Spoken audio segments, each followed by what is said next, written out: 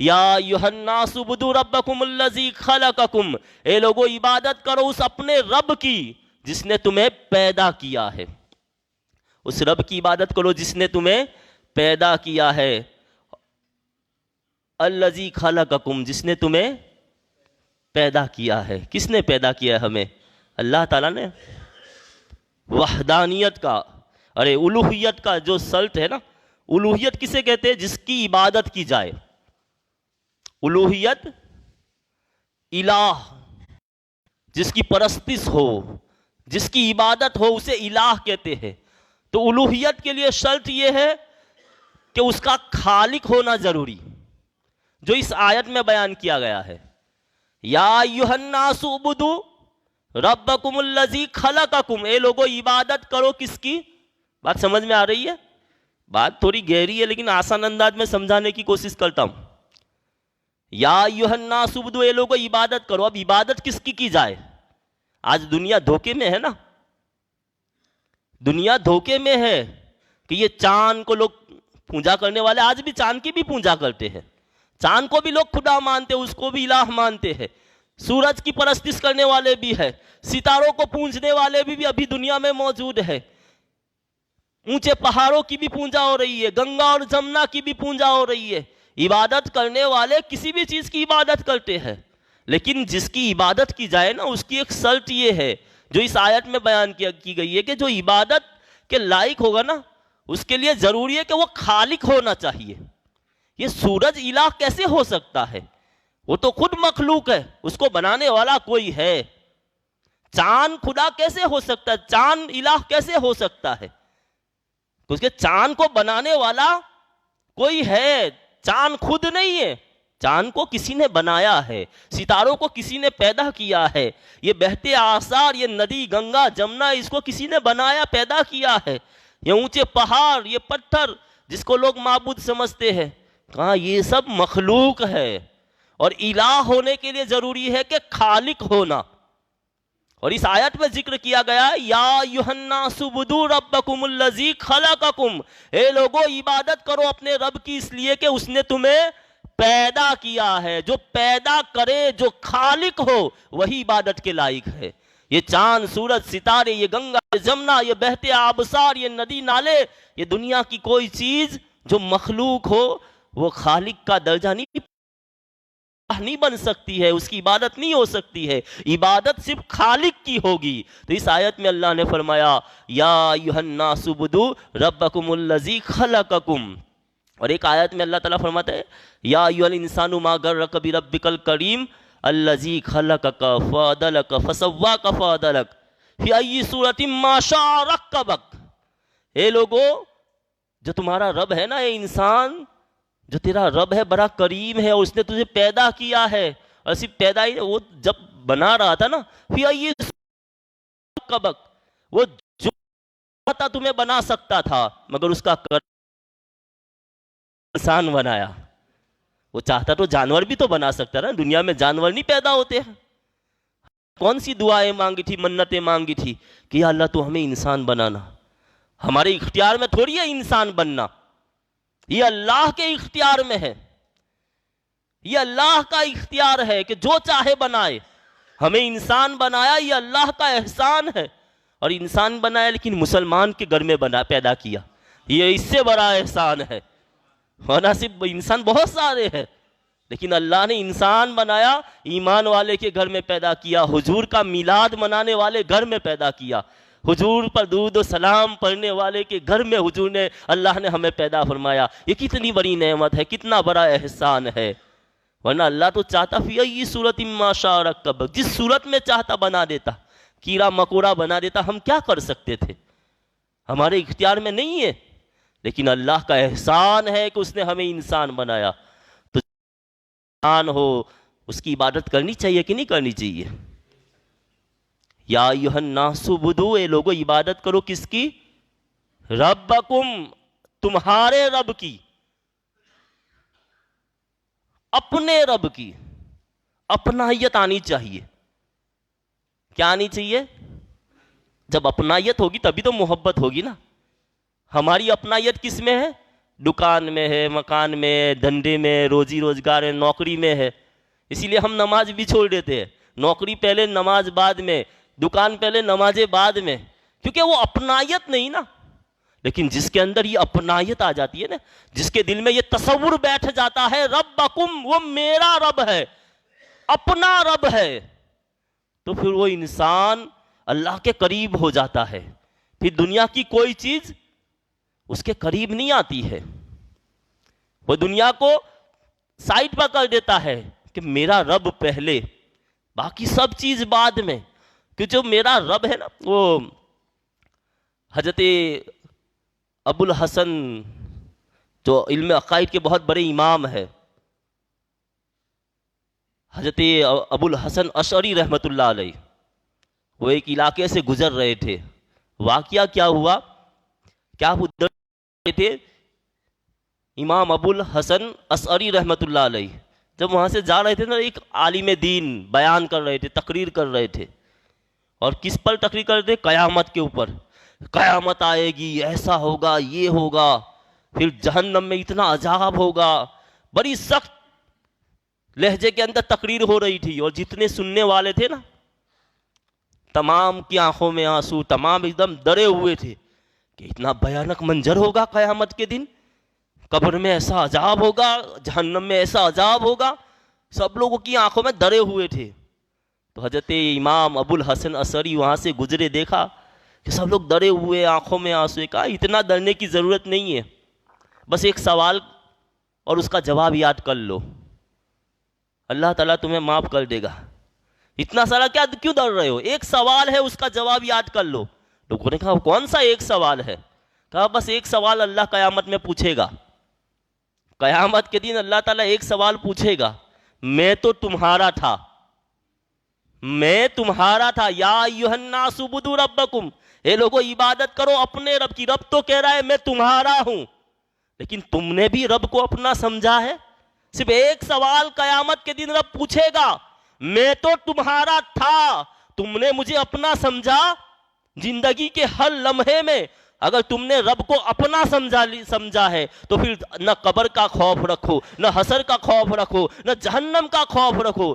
جس کے دل میں ہر وقت یہ خیال بیٹھ جائے کہ جو میرا رب ہے نا، وہ میرا اپنا رب ہے. رکوع میں بھی جائے تو خیال آئے سبحان ربی العظیم، جو پاک ذات ہے نا، جو عظیم ذات ہے، وہ میرا رب ہے. جب سجدے میں جائے تو یہ تصور پیدا ہو ذہن کے اندر کہ سبحان ربی الاعلی، جو پاک ہے، جو بلند مرتبہ ذات ہے، وہ کوئی اور نہیں، وہ تو میرا رب ہے، وہ میرا رب ہے، کہ اس سے جیسا کوئی پاک نہیں، اس کے جیسا کوئی بلند نہیں. جب یہ تصور آ جائے گا نا، تو نہ عذاب کی قبر کا خوف ہوگا، نہ حشر کا خوف ہوگا، نہ جہنم کا خوف ہوگا. تو اپنے اندر یہ اپنائیت پیدا کرے.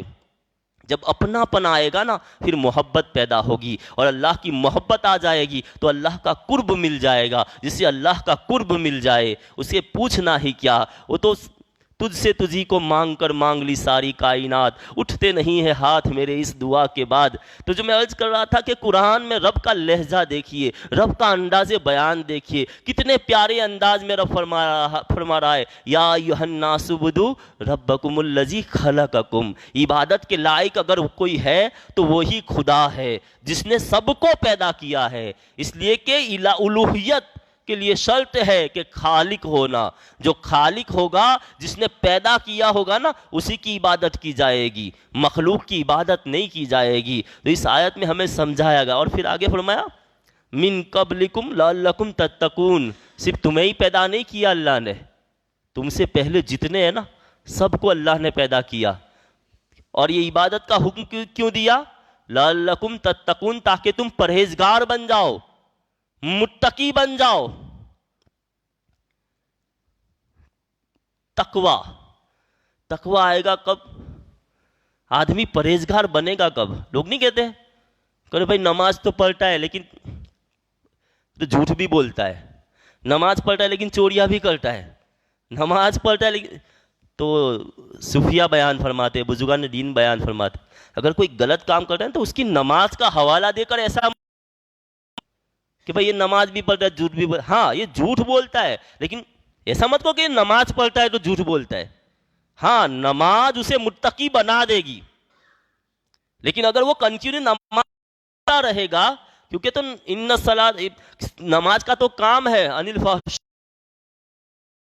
کہ نماز تو فحش اور بری بات تو نماز، لیکن کنٹینیو اگر وہ نماز پڑھتا رہا تو انشاءاللہ ایک وقت آئے گا کہ وہ متقی بن جائے گا۔ لیکن کسی کو اس طرح تانا نہ دیا جائے کہ یہ نمازی آدمی ہے، نہ جھوٹ بھی بولتا ہے، یہ نمازی آدمی ہے دھوکہ بھی دیتا ہے، یعنی نماز کو اس کا حوالہ مت بناؤ، ورنہ نماز کا تو کام ہی ہے بندے کو متقی بنانا۔ جو نماز کا پابند ہوگا نا وہ متقی بن جائے گا۔ لیکن کچھ لوگ ہوتے ہیں کہتے ہیں مولانا 6 مہینے بھی میرا یہ کام نہیں ہوا، میں یہ نہیں ہوا، بھائی تیرے اندر وہ نماز تجھے پہنچا دے گی، نماز تجھے اس مقام تک پہنچا دے گی، لیکن اس کے اندر وہ خشوع اور خضوع بھی لانا پڑے گا نا، وہ ایسی نماز تجھے پڑھنی پڑے گی۔ سوچتے کہ 2-4 مہینے نماز پڑھی کہا میرا یہ کام ہو جانا چاہیے، ایسا نہیں ہے بھائی۔ خشیت الہی پہلے اپنے دل کے اندر پیدا کرنی پڑے گی۔ تقویٰ آئے گا کب؟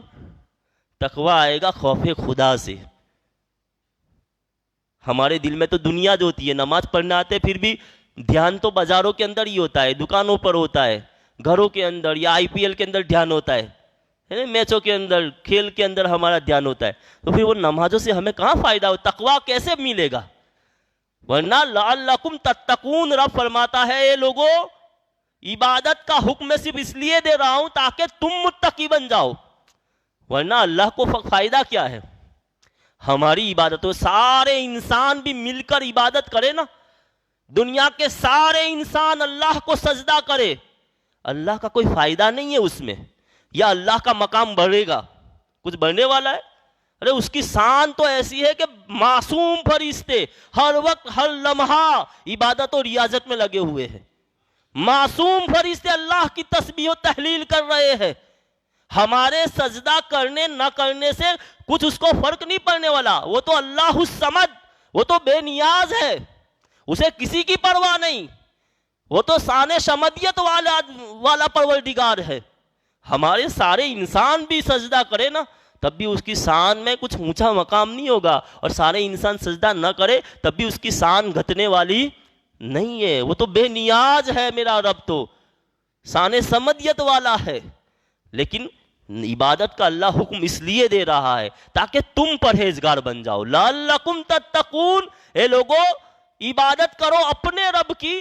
کیوں عبادت کرو؟ الذی خلقکم، اس نے تمہیں پیدا کیا ہے، من قبلکم، تمہارے سے پہلے جتنے آئے ان سب کو بھی پیدا کیا ہے، لعلکم تتقون، اور عبادت اس لیے بھی کرو تاکہ تم پرہیزگار بن جاؤ، تم متقی ہو جاؤ۔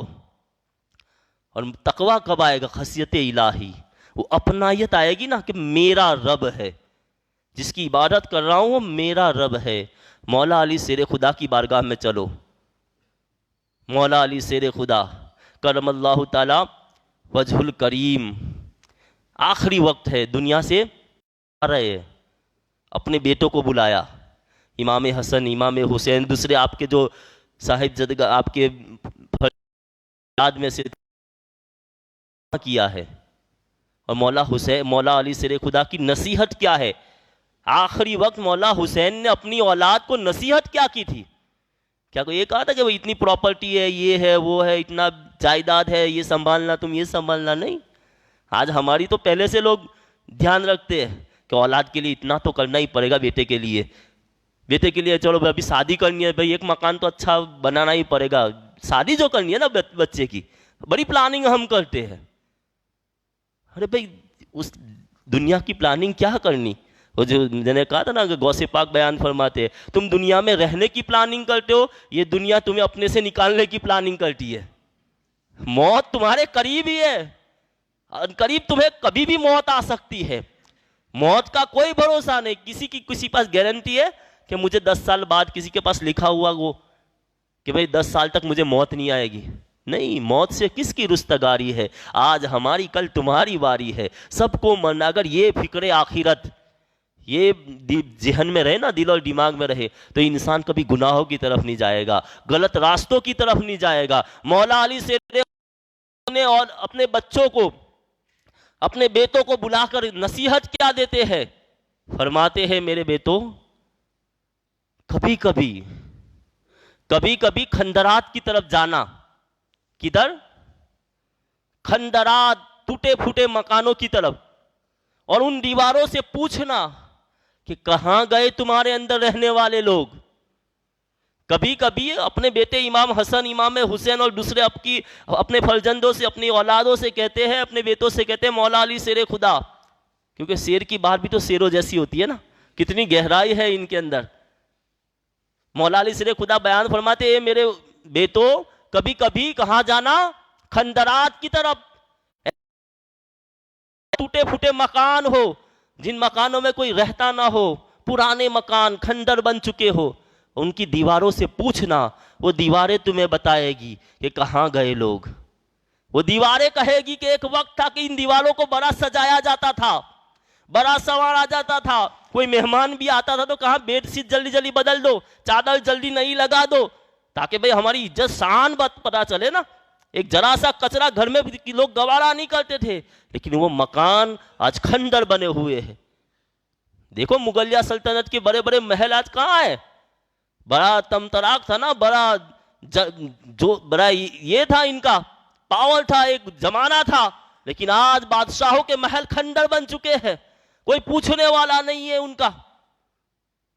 تو مولا علی شیر خدا بیان فرماتے ہیں میرے بیٹو یہ میری وصیت ہے کہ کبھی کبھی کھنڈرات کی طرف جاتے رہنا اور پوچھنا ان ٹوٹی پھوٹی دیواروں سے کہاں گئے تمہارے اندر بسنے والے، جن کے جینے کی بڑی تمنا تھی، بڑی چاہت تھی کہ ہم زیادہ جئیں گے، لیکن کوئی دنیا میں نہیں رہا. سب کو قبر کے نیچے جانا ہے، سب کو موت آنی ہے، سب کو اللہ کی بارگاہ.